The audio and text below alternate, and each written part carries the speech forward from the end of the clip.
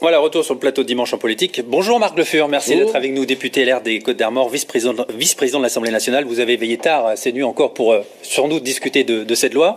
Vous nous confirmez qu'un alinéa va être rajouté à ce fameux article 24 qui pose problème. Je rappelle, il pourrait créer un nouveau délit, la diffusion avec l'intention de nuire d'images de forces de l'ordre en action. Ce qui complique vraiment le travail des journalistes sur le terrain. Vous voyez, on n'a pas besoin de parler de cette nouvelle loi, il y a déjà des problèmes aujourd'hui. Comment vous réagissez à ces images? Il y a aujourd'hui un excès de zèle des forces de l'ordre? Alors ce gouvernement n'a pas fait grand-chose en matière de sécurité pendant 3 ans. Il se réveille, on a Gérald Darmanin comme ministre de l'Intérieur qui veut faire du Sarko sans avoir toujours le talent de Sarko, mais moi je comprends l'objectif. L'objectif c'est effectivement de protéger ceux qui nous protègent, pas simplement les policiers, mais aussi les gendarmes, mais aussi la police municipale, mais aussi les pompiers qui parfois sont agressés lorsqu'ils interviennent, mais aussi les soignants qui parfois sont agressés. Les policiers, mais à empêcher la liberté d'information? Il ne s'agit absolument pas d'empêcher de filmer. Il s'agit d'empêcher... Là, le journaliste a été empêché, là. Alors, je vais y revenir. Mais sur le texte, il s'agit d'empêcher d'identifier des gens qui sont des policiers, mais qui ont une famille, des enfants, qui vivent dans des quartiers et qui peuvent de ce fait être agressés. Donc la République se doit de les défendre. Par contre, ils n'ont rien fait pendant 3 ans, ils se réveillent. Moi, je me méfie toujours du zèle des nouveaux convertis. Et on a un souci du zèle du gouvernement, pas des forces de l'ordre, là? On l'a vu. On l'a vu. Non, là, juste sur on l'a vu. C'est la réalité, là. C'est le quotidien des journalistes aujourd'hui sur les manifestations. On a vu également un préfet de police qui, samedi, interdit une manifestation pour la liberté de culte qui devait se passer à Paris, interdite, alors qu'elle s'est passée dans d'autres départements sans qu'il y ait le moindre problème. Donc, il y a effectivement un souci. Tout pouvoir doit être limité, surveillé et éventuellement sanctionné. Benoît Hamon. C'est la raison pour laquelle cette proposition de loi est une proposition de loi inutile et inutilement provocante. Que confie-t-on à la police et à la gendarmerie? Le soin d'utiliser la force en notre nom, au nom du peuple français, pour nous protéger et protéger nos droits, mais pas au détriment de tous les autres droits. Et c'est là où l'usage de la force doit être proportionné. Et c'est la raison pour laquelle le défenseur des droits, en l'occurrence la défenseur des droits, Claire Hédon, c'est la raison pour laquelle 30 rédactions de journalistes, c'est la raison pour laquelle la Ligue des droits de l'homme, c'est la raison pour laquelle les Nations Unies ont rappelé à la France ses devoirs en matière de protection des droits fondamentaux. Il y a quand même quelque chose de contradictoire et d'assez choquant à ce que le gouvernement ait été, à juste titre, si offensif sur la question de la liberté d'expression après la décapitation épouvantable de Samuel Paty, pour ensuite proposer un texte de loi qui remet en cause cette liberté d'expression à travers la liberté de la presse.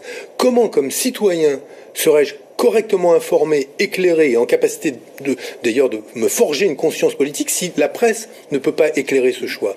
Et je crois que là, le fait qu'un ministre de l'Intérieur, ça c'est le défaut des ministres de l'Intérieur, Marc Le Fur. Les grands ministres de l'Intérieur ne sont pas ceux qui font ce que les syndicats de police demandent. Et Darmanin se love dans ce rôle de super syndicaliste de la police. Je pense aujourd'hui qu'hélas, ce texte de loi est un texte qui est attentatoire aux libertés fondamentales des Français. Marc Le Fur, votre collègue Éric Ciotti veut encore aller plus loin, il veut flouter en permanence les images montrant des forces de l'ordre en action. Les policiers prennent des risques. Vous voterez cet amendement? Les policiers prennent des risques pour nous défendre, il faut les défendre. Et il faut cesser d'être naïf. L'islamisme, ça existe. L'islamo-gauchisme, ça existe. Rappelez-vous, cher Benoît Hamon, de la manifestation du 10 novembre 2019, vous y étiez, erreur de jeunesse peut-être, mais au cours de laquelle on entendait des cris à la Akbar, au cours duquel les islamistes, soi-disant pour se défendre, mettaient sur leur veste des étoiles jaunes, etc. Moi, il faut cesser d'être naïf, il faut cesser d'être naïf. Alors, la République doit se défendre, elle est menacée aujourd'hui. Ce qui s'est passé à Nice, ce qui s'est passé en région parisienne, ce qui s'est passé à Conflans-Sainte-Honorine, ce qui s'est passé à Paris, il faut veiller. On peut être en désaccord sur ces questions-là. Bon, moi, je ne choisis pas mes bonnes et mes mauvaises victimes du racisme. Quand il y a du racisme, je me tiens aux côtés de ceux qui sont victimes du racisme. Mais je veux juste dire à Marc Le Fur, vous êtes un élu de la République. Islamo-gauchiste, c'est le même procédé que judéo-bolchevique. C'est l'extrême droite qui l'a inventé et que des élus républicains... Ça existe, il y a eu des alliances objectives. Non mais judéo-bolchevique, c'est en 36. Je vous parle. Oui, non mais moi je vous parle de réalité. C'est un procédé islam. Oui, mais là vous me parlez à moi. Radical. Non mais moi je suis d'accord, Marc Le Fur. Qui peut être une menace pour la vie d'un certain nombre de gens. Je m'oppose de toutes mes forces et sur le terrain et dans le territoire un peu plus exposé que ceux sur lesquels vous vous battez politiquement à ce péril-là. Mais je le dis. attention, judéo-bolchevique, c'est l'extrême droite qui l'a inventé. Islamo-gauchiste, c'est encore l'extrême droite.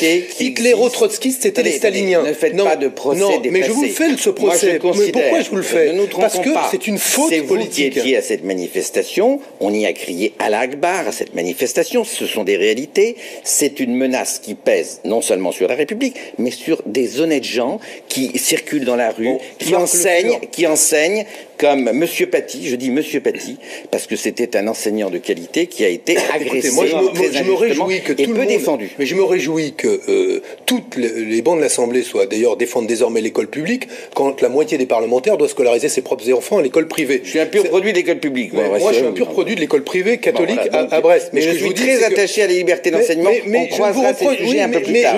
Non, mais ce que je veux simplement vous dire, c'est que pour commencer, le séparatisme scolaire, ce sont la plupart des élites qui le pratiquent pour leurs propres enfants. On va rester sur la loi sécurité globale. Est-ce qu'aujourd'hui vous sentez qu'on s'approche de 1984, George Orwell, Big Brother is watching you, avec l'utilisation des drones, des caméras qui va élargir l'espace public filmé? Là où ça se complique, et nous le disons, notre groupe le dit, c'est que nous considérons que le gouvernement utilise la situation sanitaire pour prendre de plus en plus de pouvoir, pour entraver des libertés élémentaires, liberté d'aller et venir, liberté du commerce, etc. Et nous considérons qu'il faut le limiter. Le limiter dans le temps, nous regrettons que ce dispositif... La liberté de circuler est plus importante que la liberté d'informer, par exemple? Non, mais la liberté d'informer, elle existe. Mais le journalisme, cher Romain Durand, il est derrière la caméra. Il y a des gens devant la caméra, dont les visages deviennent publics avec les réseaux sociaux, et qui ont des familles, qui vivent dans des quartiers, qui peuvent être menacés, qui reçoivent des menaces. Ce sont des choses qui existent. Mais arrêtons d'être naïfs. Sans être naïf, le problème, c'est pas d'être naïf. Personne n'est naïf sur le niveau de violence de la société française. Mais personne n'est naïf sur le fait qu'aujourd'hui... Le gouvernement l'a été. Pendant 3 ans, il n'y a pas eu de mesure de prise. Je le dis quand même, je le rappelle. Ça fait combien de lois sécurité depuis Nicolas Sarkozy? Depuis 3 ans, non, rien. Non, mais d'accord, il y a eu la celle de Collomb, mais bon, il y avait rien dedans. Sous Hollande, on a fait des lois sécurité. Sous Sarkozy, on a fait des lois sécurité. Là, le gouvernement, il va de sa loi sécurité. D'abord, quand même, interrogez-vous. Vous êtes législateur. Quelle est l'effectivité de ces lois? Vous en changez, vous réclamez d'en changer tous les ans. Ça veut dire que les textes que vous votez n'ont aucune espèce d'efficacité. Première chose. Donc il y a quand même, à un moment, ce serait bien que les parlementaires aient un peu d'estime d'eux-mêmes et se dire, bon, écoutez, si on est obligé de changer les textes tout le temps, c'est que les textes ne sont pas à la hauteur d'une menace. Mais bon, vous n'arrêtez pas à la fin, qui est mondiale, qui n'est pas française. Cette menace, elle est mondiale. L'islamisme, il existe ailleurs. On restreint les libertés au point même que Emmanuel Macron a intégré les dispositions de l'état d'urgence qui devaient être temporaires. On peut accepter en l'état d'urgence une restriction de nos libertés face à une menace. Mais là, il dit, hop, on prend ces mesures de restriction des libertés, on le met dans le droit. Et maintenant, il en rajoute avec cette loi. Écoutez, je l'ai dénoncé. Je considère que les restrictions des libertés peuvent être nécessaires de manière très, très limitée dans le temps, très contrôlée par le juge, par le journaliste, mais là, ça n'est pas le cas. Par le Parlement, mais en tout état de cause, il faut cesser d'être naïf et nous donner les moyens de nous défendre. Nous sommes cette loi sécurité globale. Sur ces sujets-là, oui, on les votera, oui. Merci Marc Le Fur d'avoir accepté d'apporter la contradiction à Benoît Hamon.